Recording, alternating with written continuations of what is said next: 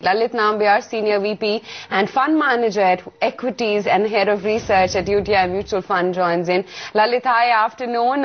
Seeing a good amount of relief rally post what the RBI did on expected lines. Does it seem like the upside in the market could be capped yet again to 60 to 50 levels, or do you think this time around we may take a fresh high? I think it's tough to call specific levels from a fundamental perspective, but it looks like the policy was definitely good for banks along expected lines, but I think the liquidity easing will definitely help, especially wholesale borrowers. So from that point of view, I think banks getting a little bit of a reprieve, especially private sector banks, because I think other concerns are not so high as far as asset quality, etc., as far as private sector banks are concerned. So to that extent, it's a good thing. But where the market will actually settle, I guess we wouldn't be the experts on specific levels. But overall, positive for the markets. But Lalit, if you look at the fine print of the policy, there isn't much that should potentially offer comfort to the markets, because he has indicated that the war against inflation is far from over, and that he may look at, almost falling short of indicating that he may look at further rate hikes as well, going if inflation were not to cool off. That's true. So to the extent that the RBI only has one instrument in its hands, which is to look at the cost and real and expectations around inflation, this is the only thing that the bank can do. The rest of the initiative has to come from the government in terms of reform and structural reform. So to that extent, they're going to be focusing on inflation, and I think that's a good thing, because maybe at certain points of time, the economy needs to pause and look at the kind of growth it's getting, whether in terms of quality it's the right kind of growth that it's getting. So if inflation is sort of moving in a direction which is getting a little out of control, the RBI will probably focus on inflation, and that's what it should do. So in the short term, it may hurt the markets, but in the medium term, it's a good thing for the economy.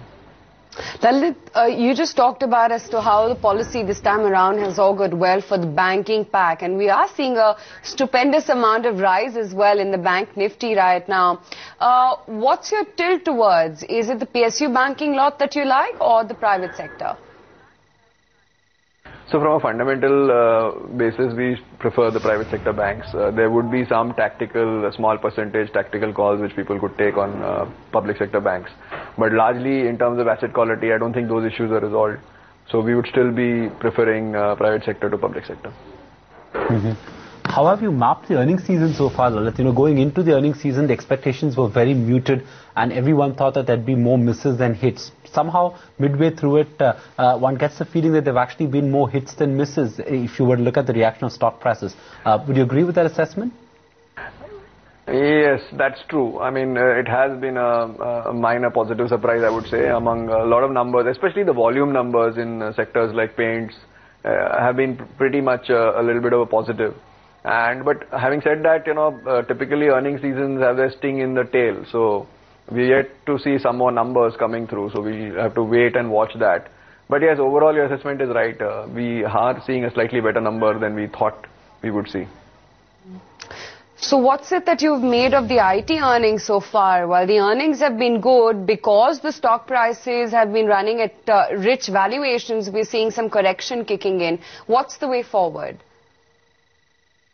So there are two ways to look at this. The markets are not going to go in one direction and steadily up. It's an equity market, so there will be a zigzag. But in terms of business traction and what's happening in the US and other developed markets, I think the picture is definitely positive. And there aren't too many industries out there where you'll see that, at least from an India stock perspective. So to that extent, they continue to look good. Having said that, obviously valuations have run up a little, so possibly there may be a breather in terms of where they would go. And maybe it's time to look at a few of the smaller cap names, because you would see something more interesting happening there. But in terms of a stance on our portfolio, I think we'll continue to be overweight IT from that perspective. So it's not yet time to sort of sell or book profits. The other variable for our markets right now is the Fed's policy stance, and the two-day meet kicks off today. What is your expectation then? Do you think that the Fed is unlikely to come out with a clear timeline on when it will start tapering its quantitative easing program? Yeah, so I think first of all, since there's going to be a change at the Fed, I don't think anything is going to come out of this one in terms of direction, because they'll rather leave it to the new Fed governor to talk about it. And that's going to probably happen in January. So I think until that time, you're not going to see anything except the, continued talk about the fact that yes, tapering is there at the back of the mind and it's going to be based on data. And the rest would be interpretations by the market of every, line written in that document which talks about the discussions which they had. But nothing much, at least we don't see much coming out of that immediately, at least. In the next couple of days, I don't think there's going to be any important news which is coming out of that meeting. So we'll have to wait for the new governor to take over before anything specific can be talked about in terms of when the tapering will actually happen. Lalit, good chatting with you. Appreciate you taking the time out and speaking with us.